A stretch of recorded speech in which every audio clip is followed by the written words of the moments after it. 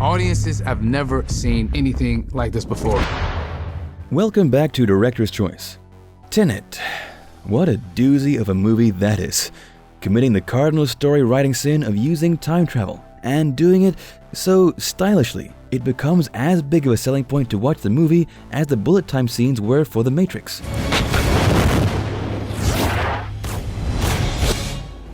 No, I don't think this is 2020's The Matrix. Yes, I think the movie is really cool. Tenet is an espionage story. It's a classic spy story. You should go watch it. It's worth your time. They did a great job with everything. I'm serious, you should go watch this film. Because I'm going to be dropping some storyline pipe bombs in here that make connections that may spoil the plot lines from late into the film and ruin your experience of witnessing it firsthand. So consider yourselves warned as I proceed to gleefully tear into this double-decker, well-done, tenderized Angus beef burger of a film with reckless abandon. Plot synopsis. The idea of time inversion technology is compared to the invention of the atomic bomb. This is because it's a similar destructive force, only instead of leveling cities or countries. This technology can easily cause the entire fiber of reality to fold over on itself, if enough things are inverted.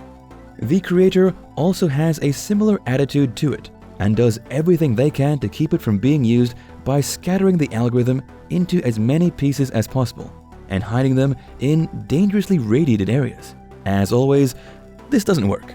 Let's talk about Neil. Introducing the theory. Neil is a pretty major player in the film.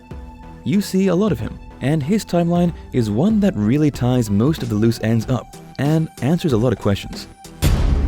Time isn't the problem. Getting out alive is the problem. He also has one of the most complex timelines, and even by explaining it part by part, won't help you understand it while watching the film because of how excellent the filmmakers are at making everything so chaotic. It's a swift, kind of action-packed adventure movie.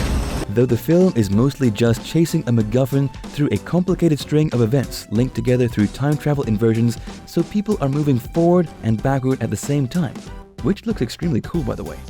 It didn't distract me from the real meat of the story, how Neil and Max are the same person.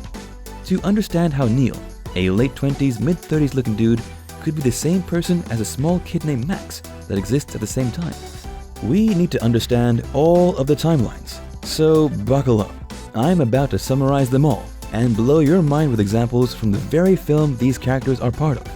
It's all there, and if you watch the film, you will see all of it. So while I may spoil key plot points, you'll still be able to enjoy the movie by seeing all of my points happening in the film in real time.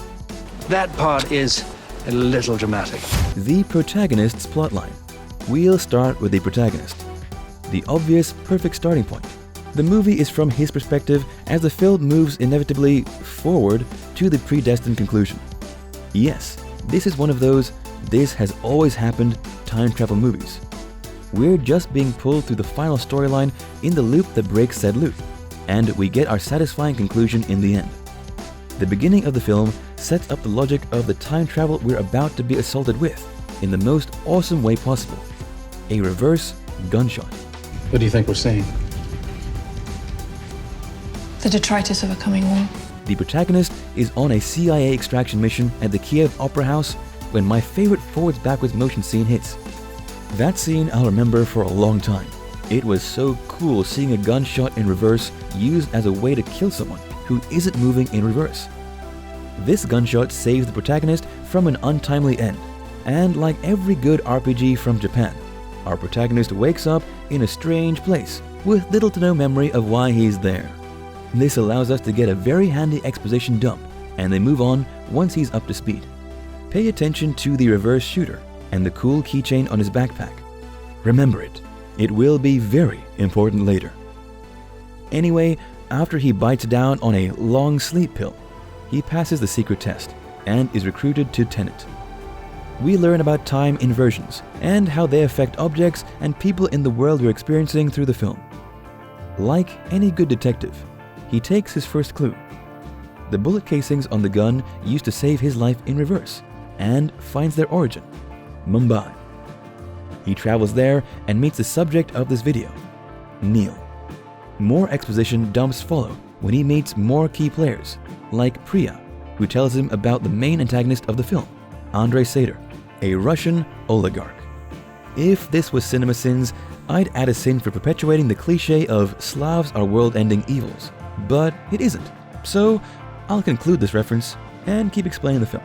The final key exposition dump comes from Michael Caine, who unites the main character's timeline through Andrei Sater's wife, Kat, who not only serves as a way for the protagonist to get to the big evil guy, but is also Max's mother.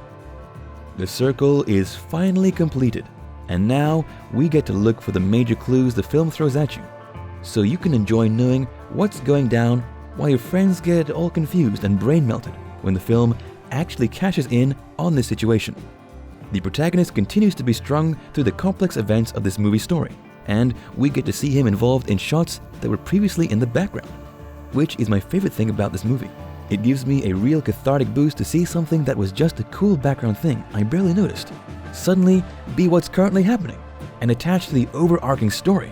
When our next big connection comes into play, the movie pulls some rooster teeth and has two teams working in operation, red and blue. This team is tasked with two different yet related tasks. Red team wants to fight Sater's troops at Stals 12 to prevent the algorithm from being buried, but also deceive Sater into thinking the algorithm was buried. Oh, I forgot to mention, the algorithm is the doomsday device that's causing all this crazy time manipulation. Watch the movie if you want more details on that. Anyway, the second team, Blue, led by our boy Neil, is in the same battle via a time inversion that was used to get that algorithm out before the device was buried from the bomb's explosion. The protagonist and Ives get to the algorithm and the bomb, but end up triggering a tripwire and get trapped inside the room. Suddenly, they spot a soldier from the blue team, who is dead, and they find out this guy is inverted. He picked a lock to the gate to allow them to escape, and took a fatal bullet for the protagonist to make sure he got out. This soldier has that same keychain from earlier. Coincidence? Not in a time travel movie with a predestined plotline, it isn't.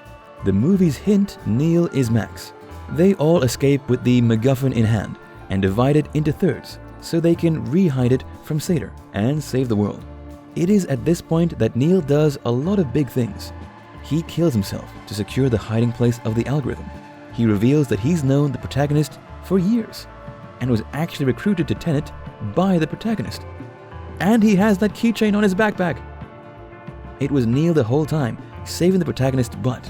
And the only way that Neil can be able to do all of this in this universe is if he's Max, Kat's son. The movie literally shows it in the final length of the story, where the protagonist actually sets forth to close this time loop by starting up Tenet himself and watching over Kat as she picks up her son, Neil. Neil's timeline and examples.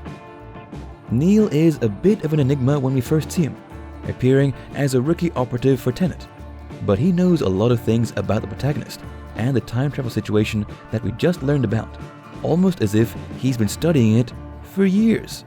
His nonchalant way of dismissing it is also a sign of his practical experience fighting Sater while using it, and his calm, comfortable aura when around the protagonist reinforces the fact that they have known each other a long time. There's even an easy way that he got his new name, Neil. His original name is Maximilian. Take the last four letters of his name and invert them, and what do you get? Neil. If you don't think that's a cool codename origin story, you're right. But it is the way he did it.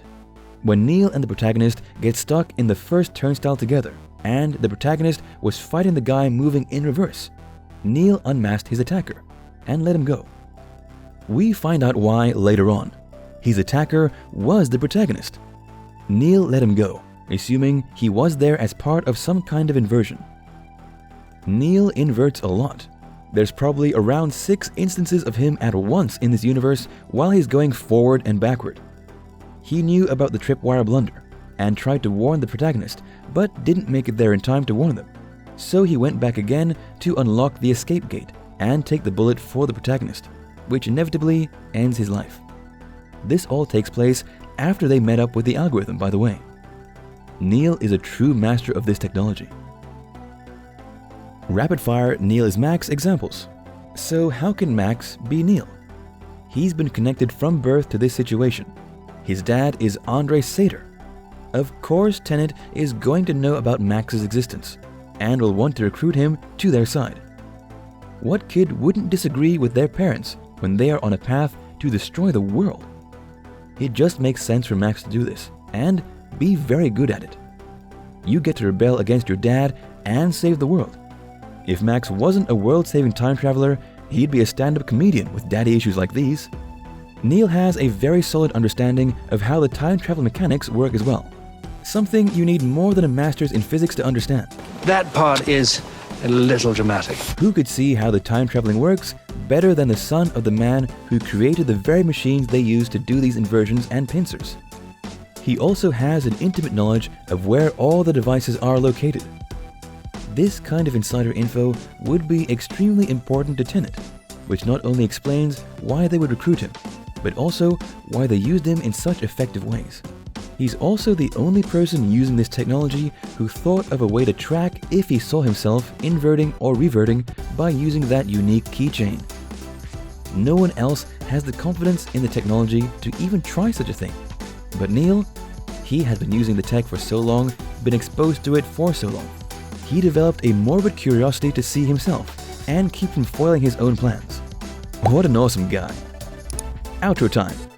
Take a look at this other recent clip by Director's Choice and make sure to subscribe and ring the bell to be notified with our latest videos.